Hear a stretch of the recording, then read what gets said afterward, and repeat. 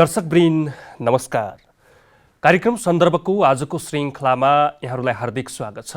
सन्दर्भको आजको श्रृङ्खलामा पछिल्लो समय नेपाली राजनैतिक वृत्तमा देखिएको हलचल विचलन, नेपाल कम्युनिस्ट पार्टी भित्र देखिएको मतभेद र जसरी नेपाल कम्युनिस्ट पार्टीको इतिहासलाई पल्टाएर हेर्दा र आजको दिनसम्म आइपुग्दा 70 वर्षपछिको विरासतमा आइपुग्दा पनि अझै पनि किन विचलन, अझै पनि किन गुट र उपगुटमा केन्द्रित छन् त नेपालका कम्युनिस्ट पार्टीहरू भन्ने सन्देश अन्तर्राष्ट्रिय जगतमा पुगिरहँदाखेरि आजको दिनमा यसको सहमति, यसभित्र देखिएका जति पनि विमतिका बुदाहरूलाई चाहिँ केलाएर कसरी पार्टी एक डिक्का भएर अगाडि बढ्नुपर्छ, नेपाली जनताले दिएको म्यान्डेटमा कति पनि विचलित नभइकन नेपाल कम्युनिस्ट पार्टीले आफ्नो सेफ ल्यान्डिङ कसरी गर्नुपर्छ भन्ने विषयमा केन्द्रित रहेर आज हामी बहस गर्ने जमर्को गरिरहेका छौँ। र विशेष गरी विभिन्न सवालमा विभिन्न बेला बखतमा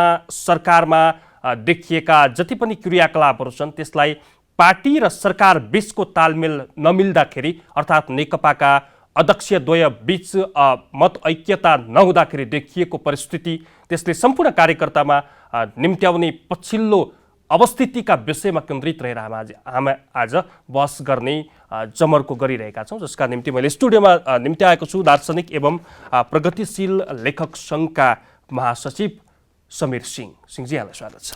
धन्यवाद। अहिले पछिल्लो अवस्था अपडेट हुनुहुन्छ, यहाँ पनि जानकार हुनुहुन्छ। नेपाल कम्युनिस्ट पार्टीको जति पनि अहिलेका क्रियाकलापहरू छन्, नेकपाभित्र देखिएका क्रियाकलापहरू छन्, राजनैतिक वृत्तमा देखिएका क्रियाकलापहरू छन्, सत्तापक्ष र प्रतिपक्ष बीच देखिएका क्रियाकलापहरू छन्, यी समग्रतामा क्रमशः जाउँला नेपाल कम्युनिस्टको आन्दोलन, यसको प्रादुर्भाव, यसले अङ्गीकार गरेका सिद्धान्त, समग्रतामा यसको विश्लेषण गर्दा र अहिलेका क्रियाकलापहरूलाई हेर्दा तालमेल मिले जस्तो लाग्छ? अब निश्चित रूपमा मिलेको छैन, किनभने एउटा कम्युनिस्ट पार्टीको नेपालमा जुन उत्पत्ति भयो, विशेष गरेर त्यो एउटा द्वन्द्वात्मक भौतिकवादी विश्व दृष्टिकोण भन्छ, दर्शन भन्छ, त्यसको आधार, त्यसको जगमा कम्युनिस्ट पार्टी स्थापना भएको हुन्छ। त्यसको सिद्धान्त बनेको, त्योसित एउटा राजनीति जोडिएको हुन्छ, अर्थशास्त्र जोडिएको हुन्छ, दर्शन जोडिएको हुन्छ र बहुसङ्ख्यक जनताको, श्रमजीवी जनताको मुक्तिको कुरा, अधिकारको कुरा र समाजलाई निरन्तर रूपमा परिवर्तन गर्दै जाने एउटा अनुशासित, एउटा मिलिटेन्ट पार्टीको रूपमा हामीले कम्युनिस्ट पार्टीलाई लिने गर्छौँ। त्यो रूपमा जस्तै विशेष गरी त्यसको एउटा सङ्गठनात्मक प्रणाली हुन्छ, जसरी त्यसको आधार बनेको लेनिनवादी सङ्गठनात्मक सिद्धान्त भन्छ। त्यो सिद्धान्तको आधारमा यदि कम्युनिस्ट पार्टीलाई अगाडि बढायौँ भनेपछि त्यो अनुशासित हुन्छ, मिलिटेट हुन्छ, जनताका भावनाहरूलाई सम्बोधन गर्न सक्छ, त्यो रूपमा कम्युनिस्ट पार्टी अगाडि बढ्नुपर्ने हुन्छ। तर यदि हामीले कम्युनिस्ट पार्टीलाई एउटा गुटको आधारमा विभाजित गऱ्यौँ, होइन, एउटा त्यसमा एउटा केन्द्रीयता हाबी हुने, त्यहाँ एउटा आम कार्यकर्ताका भावनाहरूलाई सम्बोधन गर्न नसक्ने, जनवादको अभ्यास हुन नसक्ने, यी विभिन्न कमी कमजोरी रह्यो भनेपछि फेरि कम्युनिस्ट पार्टी एउटा कम्युनिस्ट पार्टी जस्तो हुँदैन, त्यो एउटा बुजुर्गा पार्टी जस्तो हुन्छ। त्यसले बहुसङ्ख्यक जनताहरूको जुन एउटा आन्दोलनको कुरा हो, अधिकारको कुरा हो, आम एउटा देशमा परिवर्तनका कुराहरू हो, त्यो एउटा व्यवस्थित रूपमा अगाडि बढ्न सक्दैन। त्यसकारण त्यो रूपमा अहिले जुन एउटा सत्तामा गएका जुन एउटा आफूलाई कम्युनिस्ट पार्टी भन्छन्, होइन, तिनीहरूले त्यो रूपमा एउटा आफूलाई एउटा सही र मिलिटेन्ट कम्युनिस्ट पार्टीको रूपमा अगाडि बढाउन सक्दाखेरि यसरी एउटा भाँडभैलो देखिएको छ र तिनीहरूले सही रूपमा एउटा यसरी एउटा आम जनताले विश्वास गरिसकेपछि, आम जनताले लगभग 2/3 बहुमतको रूपमा एउटा आफ्नो मत दिइसकेपछि त्यो जनताको भावनालाई सम्बोधन गरेर उनीहरूले आफ्नो पार्टी चलाउनु पर्ने र एउटा सरकारमा जबरजस्त हस्तक्षेप गर्नुपर्ने, एउटा जुन एउटा संविधानमा पनि समाजवाद उन्मुखको कुराहरू लेखिएको छ, समाजवादको दिशातिर जाने हामीले भन्छौँ, तर आपसमा एउटा अन्तर्विरोध, आपसमा गुटको राजनीति, त्यसरी जाँदाखेरि त्यो जुन एउटा संविधानमा लेखेको मर्म र भावनालाई पनि सही रूपमा सम्बोधन गर्न सकिएको छैन र यसरी एउटा भाँडभैलोको स्थिति देखा परेको छ। विश्वका इतिहास हेर्दा कुनै पनि राजनैतिक पार्टी यति छिटो आफ्नो विचार सिद्धान्त जनताको मन जितेर यति छिटै बहुमतसहित सत्तारोहण गरेका केही इतिहासहरू मात्रै पाउँछ। जस्तो 70 दशक अगाडिको नेपाल कम्युनिस्ट पार्टी र चाहिँ आजको दिनको नेपाल कम्युनिस्ट पार्टीमा अब धेरै पाउनुपर्ने त्यस्तो खालको केही पनि देखिँदैन, अब गर्नुपर्ने बेला छ। तर यो अवस्थिति चाहिँ किन आउँछ, यो किन चाहिँ मतभेद हुन्छ, किन विमति हुन्छ? नेपालको हकमा सबैलाई सत्ता लालचा हो या चाहिँ विधि पद्धति सिद्धान्तमा चाहिँ पार्टी नचल्दाखेरि हो वा चाहिँ एकले अर्कोको अस्तित्व स्वीकार गर्न नसक्दाखेरिको अवस्थिति हो, यसलाई कसरी विश्लेषण गर्ने? होइन, निश्चित रूपमा अब नेपालको एउटा राजनीतिक एउटा इतिहास हेर्ने भनेपछि यहाँ जनताको एउटा जुन आन्दोलन वर्ग सङ्घर्षको इतिहास हेर्नु भनेपछि नेपालको जुन एउटा माटोमा एउटा कम्युनिस्ट पार्टीको एउटा त्यसलाई अगाडि बढाउनको लागि कम्युनिस्ट पार्टीका मूल्य मान्यताका साथ पार्टीलाई अगाडि बढाउन एकदम सहज वातावरण छ। यहाँ एउटा जुन एउटा वर्षौँदेखि सामन्ती उत्पीडन, सामन्ती शोषण, त्यसको आधारमा नेपाली जनताहरूले एउटा निकास के हो त, हाम्रो एउटा परिवर्तन के हो त, त्यो दिशामा एउटा कम्युनिस्ट पार्टीले नै एउटा सही भूमिका निर्वाह गर्न सक्थ्यो र त्यसको लागि एउटा सही प्रकारको वातावरण नेपालमा कम्युनिस्ट पार्टीको त्यस दिशा देखा पर्यो। अर्कोतिर एउटा भारतको जुन एउटा चलखेल छ, साम्राज्य छ, उसको एउटा विस्तारवादी नीति छ, त्यस प्रकारको नीतिले गर्दाखेरि पनि नेपालमा कम्युनिस्ट पार्टीले त्यसको विरुद्ध राष्ट्रियताको पक्षमा जुन एउटा आवाज उठाउनु पर्ने त्यो कम्युनिस्ट पार्टीले मात्रै उठाउन सक्थ्यो। त्यसकारण त्यसको लागि पनि एउटा कम्युनिस्ट पार्टीको लागि एउटा राम्रो आधार तयार पार्यो। तर मुख्य गरेर अब एउटा कम्युनिस्ट पार्टीले किन त्यसरी एउटा सत्तामा हस्तक्षेपकारी भूमिका निर्वाह गर्न सकेन, किन एउटा आम जनताको भावनाहरूलाई जित्दै जनताका मनका एउटा चिन्ता आज यसरी एउटा जनताहरू एउटा कम्युनिस्ट पार्टीमा विश्वास गइसकेपछि त सत्तामा पुगेको एउटा कम्युनिस्ट पार्टीले आहा मेरो कम्युनिस्ट पार्टी जसरी एउटा जस्तै भन्नुहोस् नर्थ कोरिया हुनुहोस्, विभिन्न देशहरूमा हिजोको दिनमा एउटा रसियन क्रान्ति हुँदा त्यहाँ जनताहरूले कम्युनिस्ट पार्टीलाई कसरी मन पराउँथे, त्यो रूपमा एउटा मन पराउनु पर्ने हो। तर आज नेपालमा त्यो एउटा विशेष सत्तामा बोकेका जुन एउटा कम्युनिस्ट पार्टीहरू त्यस प्रकारको भूमिका हुन सकेन। उनीहरू एउटा गुटको आधारमा राजनीति गर्ने, आफ्ना व्यक्तिगत स्वार्थहरू, व्यक्तिगत इच्छाहरू, होइन, एउटा सामूहिक एउटा छलफल, त्यसको आधारमा निर्णय गरेर अगाडि बढ्ने जुन एउटा आधारभूत मान्यताहरू त्यसलाई बिर्सिँदै जाने र एउटा आफ्ना गुट, आफ्ना नातावाद, किर्तावाद, यहाँ त कस्तो देखियो भने कसैको अस्तित्व समाप्त गर्नु छ भने सत्तामा पुर्याउनु पर्छ भन्ने खालको एउटा उदाहरण देखियो। हो त्यस प्रकारको जसरी हिजो जस्तै अब जस्तै थुप्रै एउटा मूल्य मान्यता आदर्श बोकेका नेताहरू पनि हिजो सत्तामा गएर बिग्रिएको अवस्थाहरू अथवा त्यो जुन एउटा गुटगत राजनीति हो, बुजुर्ग राजनीति हो, पुँजीवादी राजनीति हो, त्यसैमा उनीहरूलाई आनन्द आउने, त्यसैमा उनी रमाउन खोज्ने, आफ्ना एउटा पर्सनल स्वार्थहरू सत्तामा पुगेपछि जे पनि गर्न पाइन्छ, लुट, अब भ्रष्टाचार, विभिन्न चिजहरू भनेको त एउटा कम्युनिस्ट पार्टीलाई सुहाउने चिज होइन, प्रवृत्ति होइन। तर त्यो दिशामा आज कम्युनिस्ट पार्टीहरू जुन जाँदाखेरि अब आम जनतालेहरू पनि एउटा प्रश्न गरिरहेका छन्, एउटा हामीले तिमीलाई कम्युनिस्ट पार्टी भन्यौँ, हामीले तिमीलाई नेता भन्यौँ, हामीले हाम्रो हक र एउटा आमूल परिवर्तन दिशामा तिमीहरूले काम गर्छ भनेको तिमीहरू एउटा सत्तामा गएर आफ्नो व्यक्तिगत स्वार्थहरू मात्रै तल्लीन हुने, गुटको राजनीतिहरू मात्रै गर्ने, आफ्ना गुटका मान्छेहरू, आफ्ना परिवारका मान्छेहरूलाई मात्रै एउटा आफ्ना स्वार्थपूर्तिलाई अनुकूल वातावरण मिलाउन खोज्ने कस्तो प्रकारको एउटा पार्टी हो भनेर आज आम जनताहरूले प्रश्न गरिरहेका छन्। त्यसकारण एउटा हजुर चारित्रिक विषय पनि जोडिन्छ कहीँ कतै। हिजोका दिनमा पुष्पलालले 5 जनाको सङ्गठन निर्माण गरेर तयार गरेको एउटा नेपाली कम्युनिस्ट पार्टी आजको दिनमा आइपुग्दा मदन भण्डारी हुँदै मनमोहन अधिकारीसम्मका कुराहरूलाई ल्याउँदाखेरि उहाँलाई त एउटा राजनेताको रूपमा चाहिँ जनताले ग्रहण गरेको विषय पनि छ, होइन? अनि राजनैतिक वृत्तमा हेर्दा बिपी कोइरालादेखि लिएर गणेशमान सिंहहरूलाई पनि एउटा दर्जा दिइन्छ। कहीँ कतै यो चरित्रले, कहीँ कतै नियतले, यो फ्याक्टरले पनि खेल्छ। मुख्य कुरा अब कम्युनिस्ट पार्टीको नेता भइसकेपछि उसले आफ्नो व्यवहारमा एउटा आदर्श एउटा नेताको रूपमा उसले देखाउनु पर्छ, होइन? किनभने हिजो तपाईँले जति पनि नाम लिनुभयो, उहाँले एउटा जनतासित एउटा सादा जीवन, होइन, हिजो जस्तै मदन भण्डारी एउटा सामान्य साइकलमा हिँडेर उनले आफ्नो एउटा जनताको बिचमा काम गर्नुहुन्थ्यो, त्यसै जोडिनु भएको थियो। अब सैद्धान्तिक व्यवहारिक पछि थुप्रै हो, तर मूल कुरा भनेको एउटा आदर्श नेताको रूपमा, होइन, भोलि एउटा कम्युनिस्ट पार्टीको नेता भए पनि, ऊ सत्तामा भए पनि एउटा जनताका आम एउटा जनजीविका सवालहरूसित म त्यो जनताबाट चुनिएर आएको, जनताहरूले विश्वास गरेर आएको नेता हुँ, त्यसकारण मैले उनी अनुकूल हुनुपर्छ भनेर त्यसरी एउटा विशेष गरी आम जनताका भावनाहरू कसरी सम्बोधन हुन सक्छन्, आम जनताका हक र हितका कुराहरू कसरी सम्बोधन हुन सक्छन्, त्यो कुरामा यदि नेता केन्द्रित भयो भने त्यो एउटा आदर्श, त्यसको चरित्रको कुराहरू एउटा उच्च प्रकार चरित्र हुन्छ, होइन? अन्यथा त्यो विशुद्ध एउटा सत्तामा जाने, आफ्नो स्वार्थ मात्रै केन्द्रित हुने, आफ्नो गुटको मात्रै राजनीति गर्ने, त्यहाँ अहमता देखाउने, त्यहाँ अवसरवादी सोचहरू देखाउने, एउटा लेनिवादी सङ्गठन सिद्धान्तलाई सही रूपमा एउटा फलो गर्न नसक्ने, त्यस्तो प्रकारको भयो भने त्यो विशुद्ध एउटा नेता मात्रै हुन्छ, त्यो जनताको नेता हुन सक्दैन।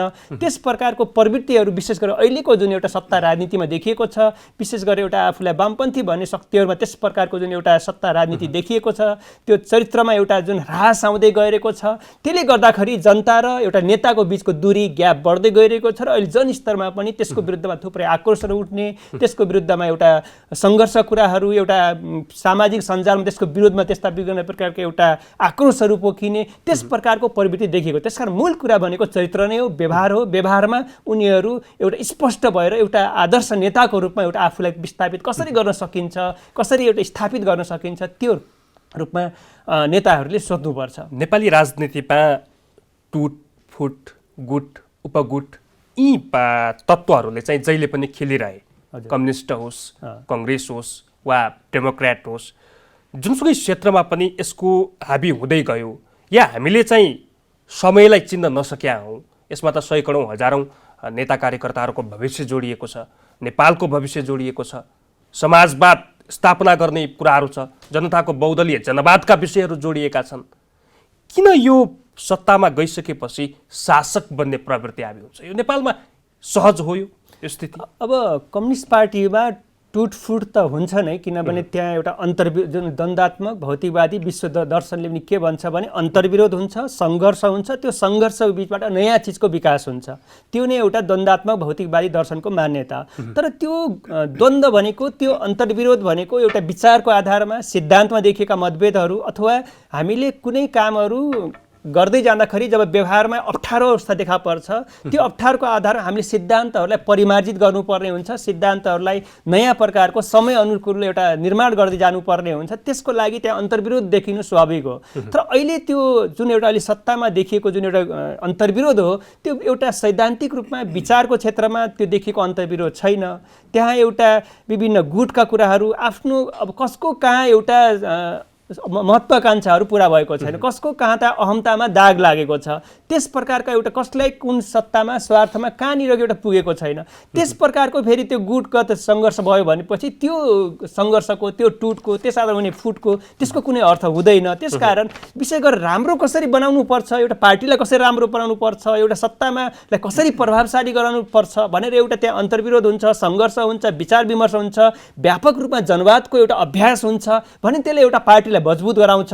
र त्यस्तो हुन सकेन भनेपछि फेरि पार्टी एउटा कमजोर हुँदै जान्छ। फेरि त्यो पार्टीको भविष्य के हुने हो? त्यो कम्युनिस्ट पार्टी टुक्रा टुक्रा विखण्डन भए त्यसको अस्तित्व नै समाप्त हुन जाने, त्यस प्रकारको पनि स्थिति सिर्जना हुन सक्छ। त्यसकारण यी विविध प्रकारका विकृतिहरूबाट पार्टीलाई बचाउनु पर्छ र एउटा त्यो रूपमा नै एउटा कुनै पनि पार्टी एउटा स्वस्थ र एउटा मिलिटेन्ट र अनुशासित भएर अगाडि बढ्न सक्छ। विगतका नजिरहरूलाई हेर्दा पनि कम्युनिस्ट धेरै समय टिक्न सक्दैनन् भन्ने पनि कुरालाई स्थापित गरेको छ। यहाँले यसको चाहिँ व्याख्या त गरिसक्नु भयो होइन? आजको दिनमा शान्ति छ, अमन चयन छ, स्थिरता छ, काम गर्ने एक किसिमको जनताले म्यान्डेट पनि दिएका छन्। हामीले यसै वरिपरि रहेर कुराकानी गरिरहँदाखेरि अब चाहिँ आजको दिनमा देखिएको नेपाली राजनैतिक वृत्तलाई तपाईँले कसरी लिनुभएको छ? जस्तो सरकार र चाहिँ पार्टी बिचको यो द्वन्द्वलाई चाहिँ कसरी निहाल्न सकिन्छ? अब निश्चित रूपमा एउटा जसरी अहिले विशेष गरेर पार्टीमा जुन एउटा द्वन्द्व चलेको छ, विशेष गरेर सत्तामा भएको एउटा नेकपा पार्टी हो, त्यसमा भएको द्वन्द्वको एउटा मूल कारण भनेको त्यहाँ एउटा विचार र सिद्धान्त भन्दा पनि एउटा लेनिनवादी संगठन सिद्धान्त मैले जुन कुरा गरेँ त्यसलाई अपनाउने कुराहरू, त्यसलाई फलो गर्ने कुराहरूमा त्यहाँ एउटा समस्या देखा परेको छ। त्यहाँ एउटा अहिलेसम्म जस्तै हामीले नेकपाको जुन एउटा पार्टीको संरचना कुराहरू भन्यो भने पनि जस्तै नेकपा एमाले र नेकपा माले मिलेर नेकपा बन्यो, तर त्यो मिल्ने प्रक्रिया नै एउटा अप्राकृतिक तरिकाले एउटा आम कार्यकर्ताहरूमा, आम नेताहरूमा छलफल भएर, बहस भएर, सैद्धान्तिक वैचारिक पाटोहरूमा बहस भएर त्यो एउटा एकता भएको थिएन। केही दुईटा नेताहरूलाई हामी मिलौँ भनेर त्यो उहाँहरूले निर्णय गर्नुभयो। त्यसरी एउटा पार्टीको संरचना चल्दै आयो र अहिले पनि त्यसरी चल्दै आइरहेको छ। त्यसकारण त्यहाँ एउटा पार्टीमा देखेको मूल एउटा समस्या भनेको के हो भने त्यहाँ जनवादको अभ्यास हुन पाएन। त्यहाँ केन्द्रीय समिति छ, स्थायी समिति छ। केन्द्रीय समिति कहिले मिटिङै हुँदैन, आम एउटा तल्लो स्तरको कमिटीको कहिले मिटिङै हुँदैन। केन्द्रमा भएका नेताहरूले जुन कुरा एउटा निर्देशन दिन्छन् त्यही कुरा सबैले फलो गर्नुपर्ने। त्यसकारण तपाईँले यसरी एउटा जनवादको अभ्यास हुन पाउँदैन भनेपछि त्यहाँ विकृति देखिन्छ, समस्या देखिन्छ। त्यहाँ जस्तै भनौँ न सामान्य एउटा फ्यामिली पोलिटिक्समा पनि तपाईँले पारिवारिक कुराहरूमा हेर्नुहोस्, एउटा बाउले आफ्ना छोराहरूलाई, आफ्ना परिवारका सदस्यहरूलाई जबरजस्ती कुराहरू लाद्छ भनेपछि त्यो परिवारमा अपनत्व, मेरो परिवारप्रति, मेरो घरप्रति अपनत्व हुन सक्दैन कि। त्यसकारण त्यो पार्टीमा पनि त्यही कुराहरू हो। पार्टीमा यदि आम एउटा छलफल गरेर, बहस गरेर, जनवादको व्यापक अभ्यास गरेर, तर्क वितर्क गरेर यदि त्यसरी एउटा पार्टीको संरचना बनाइन्छ भने त्यो पार्टी मजबुत हुन्छ, चुस्त हुन्छ। पार्टीका आम कार्यकर्तामा मेरो पार्टी होइन, मैले बनाएका नीति सिद्धान्त भन्ने कुराहरू हुन्छ।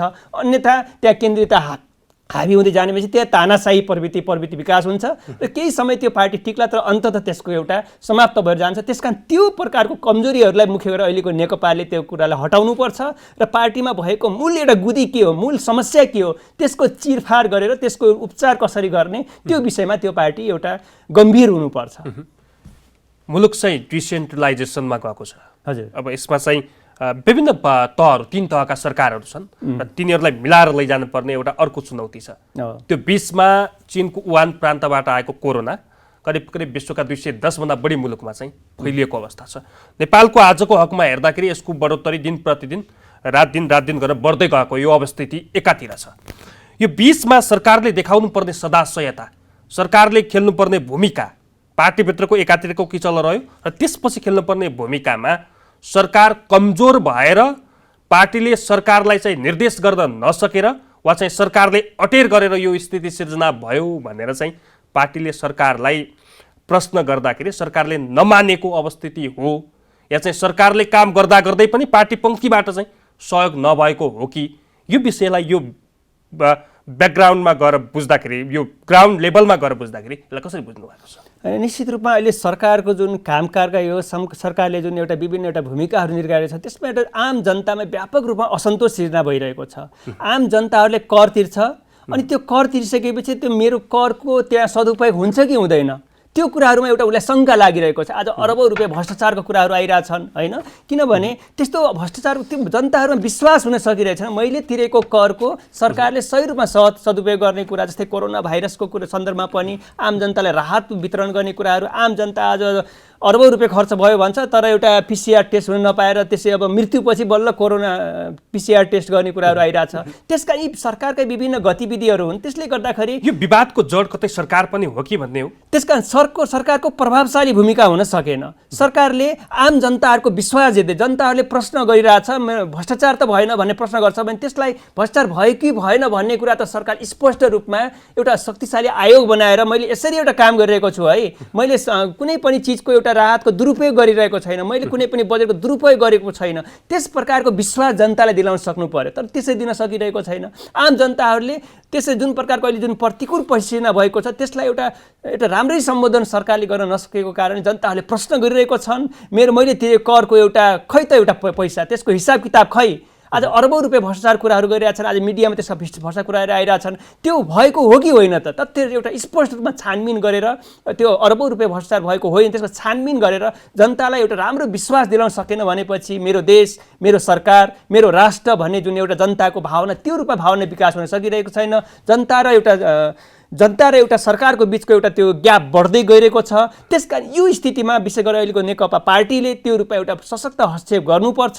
पार्टीले हस्तक्षेप गरेर सरकारलाई एउटा प्रभावशाली प्रकारले काम गर्नको लागि सही रूपमा एउटा निर्देशन गर्न सकेन भनेपछि त्यो एउटा अस्थिरता, द्वन्द्व, देशमा एउटा विभिन्न प्रकार अन्तर्विरोधहरू त्यो बढ्दै जाने हुन्छ र त्यसले एउटा भयानक दुर्घटना नल्याउला भन्न सक्दैन। त्यसकारण त्यो विषयमा नेकपा पार्टी अहिलेको सरकार गम्भीर हुनुपर्छ र एउटा प्रभावशाली काम गर्ने जुन उसलाई नेपाली जनताले 2/3 म्यान्डेट दिएछ त्यो म्यान्डेट अनुसार यदि काम गर्न सकेन भनेपछि यो स्थिति झन् भयानक हुँदै जान्छ। यो टाउकोले पुच्छर हल्लाउँछ कि पुच्छरले टाउको हल्लाउँछ भन्ने जस्तो भएको हो पछिल्लो अवस्था। होइन, यो दुईटालाई मिलाएर हिँड्नुपर्छ, केन्द्रीयता र जनवाद। यो दुईटाको समन्वय भएन सकेन भनेपछि जनवाद मात्रै भयो भनेपछि पनि त्यहाँ एउटा अराजकता स्थिति सिर्जना हुन्छ र केन्द्रीयता मात्रै भयो भने पनि तानाशाही हुन्छ। त्यसकारण एउटा लेनिनवादी सङ्गठन सिद्धान्त त्यही भन्छ, जनवाद र केन्द्रीयताको एउटा मिलन भएर त्यहाँ एउटा त्यस प्रकार अगाडि बढेपछि टाउको र पुच्छरको एउटा मेल हुन सक्छ र त्यो एउटा पार्टी नै एउटा सही रूपमा पार्टी अगाडि बढ्न सक्छ र त्यहाँ एउटा द्वन्द्व, विकृति, विभिन्न प्रकारका अहिलेका समस्याहरू देखा पर्दैन।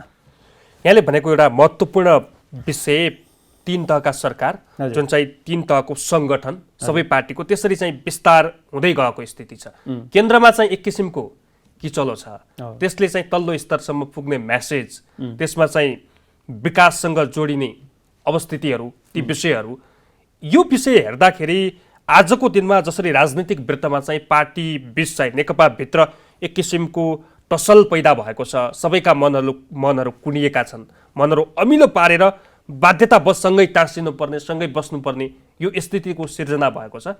यसको कालान्तरको म्यासेज के हुन्छ? होइन, जस्तै अब अहिलेको सरकारको जुन संरचना छ 3 तहको सरकारको कुराहरू गर्नु पर्यो, तर वास्तवमा अहिलेको एउटा जुन एउटा राजनीतिक संरचना छ, आर्थिक संरचना छ, एउटा केन्द्रमुखी छ होइन। केन्द्रले केही देला र अनि हामीले केही गरौँला भनेर स्थानीय स्तरमा त्यो रूपमा एउटा, किनभने अब हामीले चाहेको के हो भनेपछि केन्द्रका बढीभन्दा बढी पावरहरू आम जनताको बिचमा पुगोस्, आम सिंहदरबारका सम्पूर्ण अधिकारहरू कटेर स्थानीय लेभलमा, वडा लेभलमा, नगरपालिका लेभलमा उनीहरूले एउटा आफ्ना विकासका योजनाहरू, उनीहरूले गर्ने कामका तरिकाहरू त्यो बढीभन्दा बढी स्थानीय लेभलमा त्यस्तो आत्मनिर्भर हुने, उनीहरूको आत्मनिर्भर अर्थतन्त्रको निर्माण हुने, देशमा एउटा दलाल पुँजीहरूको एउटा कटौती हुँदै जाने, त्यो रूपमा भयो भने बल्ल एउटा समाजवाद उन्मुखी एउटा तरिका चाहिँ अगाडि जान सक्छ। विशेष गरेर बीचको संरचना त आवश्यकै छैन, प्रदेश संरचना त आवश्यकै छैन होइन। जस्तै उदाहरण भन्नुहोस्, काठमाडौँका नेवारहरूलाई हेटौडामा त्यो सदरमुकाम भएर त्यसको के अर्थ होइन? तपाईँ डोटीको मान्छे हुन्छ, डोटीको मान्छे धनगढीमा त्यो एउटा त्यो सदर प्रदेश सरकार भएर त्यसको के अर्थ? त्यसकारण अहिले अनावश्यक एउटा खर्चहरू पनि भएर जुन एउटा राज्यको संरचना हो त्यो अनावश्यक एउटा विशेष प्रदेश सरकारको एउटा संरचना अनावश्यक खर्च पनि भइरहेको छ। तर हामीले एउटा मुख्य कुरा ध्यान के दिनुपर्छ भने बढीभन्दा बढी जनताहरू एउटा स्थानीय स्तरलाई बढीभन्दा बढी पावरफुल बनाउनुपर्छ, उनीहरू एउटा आत्मनिर्भर बनाउनुपर्छ। मैले केन्द्रले बजेट देला र अनि मैले काम गरौँला भने केन्द्रमुखी, केन्द्रतिर एउटा हेर्ने जुन एउटा प्रवृत्ति छ त्यसले गर्दाखेरि पनि देशमा एउटा सही रूपमा एउटा विकास सुशासन निर्माण हुन सकिरहेको थियो। त्यसकारण त्यो रूपमा एउटा राज्य स्तरलाई पनि त्यो रूपमा यहाँले कुरा उठाउनु भयो, प्रदेश सरकार आजको दिनमा किन आवश्यक छैन, हामी चाहिँ तथ्यगत रूपमा भन्न सक्छौँ? किनभने जस्तै भन्नुहोस् देशमा तपाईँले जुन एउटा तपाईँले राजस्व उठाउनुहुन्छ त्यो राजस्व उठाउनुभन्दा चालु खर्च नै बढी छ। देशको एउटा आर्थिक भार एउटा ग्याप बढ्दै गइरहेको छ। त्यसकारण यो जुन एउटा प्रदेश संरचना एउटा अनावश्यक बोझ भइरहेछ। उनीहरूले आफूलाई पनि ठेक्न सकेनन् भन्ने हो। त्यो आफूले ठेक्न सकेनन् होइन। उनीहरू प्रदेश संरचनाको एउटा आवश्यक छैन, उसले पनि केन्द्रले के दिन्छ र त्यही आधारमा त्यहाँका मन्त्री सांसद एउटा जस्तै भन्नुहोस् आज यता हजारौँ लगभग 500-600 सांसदहरू आज पाल्नुपर्ने अवस्था छ देशमा। त्यहाँ पनि भ्रष्टाचारहरू बढ्दै गइरहेको अवस्था छ। त्यसकारण त्यो अनावश्यक बोझ राष्ट्रलाई भइरहेको छ। त्यसकारण त्यो प्रदेश संरचना आवश्यक छैन। बढीभन्दा बढी तल्लो स्तरलाई पावरफुल बनाउनु पर्छ, अधिकार सम्पन्न बनाउनु पर्छ र त्यो केन्द्र र एउटा स्थानीय स्तरमा समन्वय गर्दै र बिचमा एउटा प्रशासनिक इकाइहरूले त्यो स्थानीय स्तरलाई एउटा समन्वय गर्दै त्यसरी एउटा राज्य संरचनाको पुनर्संरचना गर्यो भनेपछि यो जुन अनावश्यक बोझ राष्ट्रले बोक्नु परिरहेको छ त्यो चिजलाई हामी धेरै कटौती गर्न सक्छौँ र देशमा एउटा राम्रो एउटा सुशासन एउटा राजनीतिक संरचना एउटा सही रूपमा एउटा निर्माण हुन सक्छ। त्यसकारण त्यो रूपमा राष्ट्रलाई विकास गरिनुपर्छ। हामी करिब अन्तिमतिर पनि छौँ। अहिलेको अवस्थामा प्रदेश सरकार, स्थानीय तह र केन्द्र सरकारको तालमेल हेर्दाखेरि चाहिँ एकले अर्काको अस्तित्व स्वीकार्न नसके जस्तो पनि भान हुन्छ। यहाँलाई के लाग्छ, यो स्थिति किन सिर्जना भएको? यो केन्द्र सरकारकै गल्ती हो या चाहिँ स्थानीय तहलाई दिएका अधिकारहरूलाई चाहिँ उनीहरूले प्रत्याभूत गर्न नपाएरको स्थिति हो? एकले अर्काको अस्तित्व किन स्वीकार्न सक्दैन? होइन, जुन एउटा अहिलेको जुन एउटा राज्य संरचनाको एउटा राज्य संरचना बनेको छ त्यो राज्य संरचना नै एउटा सही प्रकारले संरचना निर्माण हुन सकेको छैन होइन। हामीले सङ्घीयता बन्यौँ तर सम्पूर्ण पावर भने अझै पनि केन्द्रमै छ होइन। हामीले त केन्द्रको पावरलाई स्थानीय स्तरमा बढीभन्दा बढी पावरफुल बनाउने, जनताहरूले आफ्ना विकास निर्माण कामहरू, आफ्ना बजेटका कुराहरू, विभिन्न कुराहरू आफै गतिविधि गर्न सकोस् भन्ने त्यो कुराहरूको आधारमा हामीले राज्य संरचना गरेका थियौँ। सङ्घीय मोडल देशमा गएको थियो तर परिणाम त एकदम विपरीत छ होइन। अनावश्यक राष्ट्रले एउटा बोझहरू बोक्ने तर त्यसको एउटा व्यवहारमा त सही प्रकार कार्यान्वयन हुन नसकेको अवस्था छ। त्यसकारण अहिलेको अवस्थामा जुन एउटा यो सम्पूर्ण संरचनालाई फेरबदल गर्नुपर्छ, प्रदेश संरचनाहरू खारेज गर्नुपर्छ, प्रदेश संरचनाको ठाउँमा कुनै एउटा प्रशासनिक इकाइ बने त्यसले स्थानीय निकायलाई परिचालित गर्नुपर्छ र एउटा केन्द्रको बढीभन्दा बढी पावरहरू एउटा जनतामा एउटा ल्याएर वडा कार्यालयहरू, नगरपालिका अझ पावरफुल बनाउन, प्रदेशको बजेटहरू सबै नगरपालिकालाई दिउँ, वडा कार्यालयलाई देऊ न। त्यसकारण उनीहरूले एउटा मैले विकास कसरी गर्ने हो, मेरा योजनाहरू के हो, त्यसकारण व्यापक बहस भएर त्यो रूपमा एउटा उनले आफ्ना गतिविधिहरू, आफ्ना कार्यक्रमहरू सञ्चालन गर्न सक्यो भनेपछि त्यसले एउटा धेरै विकास गर्न सक्छ र देश एउटा अगाडिको दिशामा जान सक्छ। त्यसकारण त्यो रूपमा एउटा राज्यलाई पुनर्संरचना गर्यो भनेपछि देशमा सुशासन गर्ने कुराहरू, देशका अनावश्यक बोझ आर्थिक बोझ बोक्ने कुराहरू त्यसमा हामीले धेरै एउटा राहत पाउन सक्छौँ। त्यो दिशामा राज्यलाई पुनर्संरचना गरेर अगाडि बढ्नुपर्छ। हाम्रो बहस चाहिँ नेकपाको अबको स्थिति र नेकपाभित्र देखिएको अहिलेको गुट उपगुट र बेमेलको परिस्थिति र मतभेदका विषयमा केन्द्रित थियो। यो बिचमा चाहिँ प्रदेशका कुराहरू पनि आए, सबै सरकारका कुराहरू आए। अबको नेकपाको बाटो चाहिँ कतातिर, अर्थात् चाहिँ कुन ढङ्गले चाहिँ अगाडि बढ्नुपर्छ र त्यो ढङ्गले अगाडि बढ्दा देशको पनि हित हुन्छ र पार्टीको पनि हित हुन्छ, यो एङ्गललाई एनालाइसिस कसरी गर्नुभएको छ अन्तिममा? होइन, अब यो अहिलेको देशमा एउटा गम्भीर अवस्था सिर्जना भएको छ। भर्खरै एउटा नेपाल सरकारले एउटा राजनीतिक नक्सा जारी गरेको छ। त्यसले गर्दाखेरि एउटा विशेष गरी दक्षिणतिरको शक्तिलाई एउटा टाउको दुखेको विषय पनि भइरहेको छ। त्यसका उसले पनि अब देशमा जसरी पनि एउटा नेकपा सरकारलाई, ओली सरकारले अपदस्थ गरौँ भनेर पनि एउटा ऊ लागेको छ। भारतीय मिडियाहरू पुरै एउटा ओली सरकारको विरुद्धमा लागेको छन्। त्यसकारण अब अहिलेको परिस्थितिमा विशेष गरी अरू विभिन्न प्रधानमन्त्रीहरूभन्दा केपी सरकारको राष्ट्रियताको सन्दर्भमा अत्यन्तै राम्रो भूमिका छ। त्यसकारण यो भूमिकालाई एउटा सदुपयोग गर्दै अब भोलिका दिनमा पनि उहाँले राम्रो काम गर्नको लागि पार्टी एउटा मजबुत हुनुपर्छ। पार्टीमा भएको खिचलोलाई, पार्टीका अन्तर्विरोधहरू, द्वन्द्वहरू बढ्दै गयो भनेपछि त्यसले एउटा पार्टीलाई पनि नोक्सान गर्छ, देशलाई पनि नोक्सान गर्छ। देशमा अहिलेसम्मको जुन राष्ट्रियताको क्षेत्रमा भएको जुन काम कारबाहीहरू त्यसलाई पनि ओझेलमा पार्ने काम गर्छ। त्यसकारण अहिलेको परिस्थितिमा विशेष गरेर राष्ट्रियताको क्षेत्रमा सिङ्गो देश एकजुट हुनुपर्ने आवश्यकता छ। देशमा एउटा प्रकारको एउटा द्वन्द्वलाई, एउटा आपसी एउटा मतभेदहरू, आपसमा झिनामसिना कुराहरूमा आपसमा लड्ने कुराहरूलाई अन्त गर्नुपर्ने आवश्यकता छ। पार्टी संरचनाले एउटा बलियो बनाउनु पर्ने आवश्यकता छ। पार्टीमा एउटा विशेष गरी नेकपाभित्र भएको जुन गुटगत राजनीति हो त्यसलाई अन्त गर्नुपर्ने आवश्यकता छ। गुटको राजनीतिले कहिले पनि पार्टीलाई माथि बढाउन सक्दैन, होइन। सबै एउटा बहसको, विचारको क्षेत्रमा, सिद्धान्तको क्षेत्रमा, दर्शनको क्षेत्रमा एउटा देशलाई कसरी राम्रो बनाउने, पार्टीलाई कसरी राम्रो, व्यापक रूपमा बहस होस्। तर जुन कुरा निर्णय हुन्छ, जुन कुरालाई एउटा पारित गरिन्छ, त्यो कार्यान्वयनको पाटो भनेको केन्द्रीयता हो। त्यो चिजलाई सिङ्गो पार्टी, प्रधानमन्त्री भए पनि, पार्टी अध्यक्ष भए पनि, आम जनताहरू सबैको लागि त्यसलाई कार्यान्वयन गर्ने कुराहरू एउटा महत्त्वपूर्ण विषय हो। त्यसकारण अहिले जुन एउटा नीति मुख्य कुराहरू, त्यहाँ भएको एउटा विचार, एउटा पार्टीले एउटा पद्धति, त्यसलाई अगाडि बढाउने कुरा एउटा महत्त्वपूर्ण कुरा। त्यसकारण त्यो विषयमा अहिलेसम्म जस्तै एउटा विभिन्न पार्टीका नेताहरू हुनुहुन्छ, उहाँले एउटा लामो एउटा पृष्ठभूमि छ, उहाँले राम्रो एउटा अनुभव छ। त्यो अनुभवको आधारमा पनि उहाँहरू मेरो पार्टी, मैले आफ्नो स्वार्थलाई मैले केही कटौती गरेर भए पनि, मेरा आफ्ना महत्त्वाकांक्षा होला, मेरा आफ्ना स्वार्थ होला, मेरा गुटका मान्छेहरू केही एउटा माथि उठाउने कुरा, त्यो चिजलाई, त्यो सोचाइ, त्यो चिन्तनलाई कटौती गरेर समग्र पार्टीको कुराहरू, समग्र देशको कुराहरू, जब हितको कुराहरू अगाडि बढ्नुभयो भने यो समस्या आउँदैन। त्यो नै एउटा मूल एउटा समस्या हो जस्तो मलाई लाग्छ। हस्, यहाँको महत्त्वपूर्ण समय र संवादका लागि धेरै धेरै धन्यवाद। हस्, तपाईँले पनि मेरो विचार राख्ने अवसर दिनुभयो। जनता टेलिभिजन लगायत तपाईँलाई धेरै धेरै धन्यवाद। दर्शकवृन्द, कार्यक्रम सन्दर्भको आजको श्रृङ्खलामा नेपाल कम्युनिस्ट पार्टीको पछिल्लो राजनैतिक अवस्था, नेपाली राजनैतिक वृत्तमा देखिएका हलचल, विचलन र सङ्घ प्रदेश र स्थानीय तह सरकारको अस्तित्वका विषयमा आधारित रहेर आज हामीले बहस गऱ्यौँ। आजका लागि सन्दर्भको समय सकिएको छ। खेम्बम बिदा हुन्छु। नमस्कार।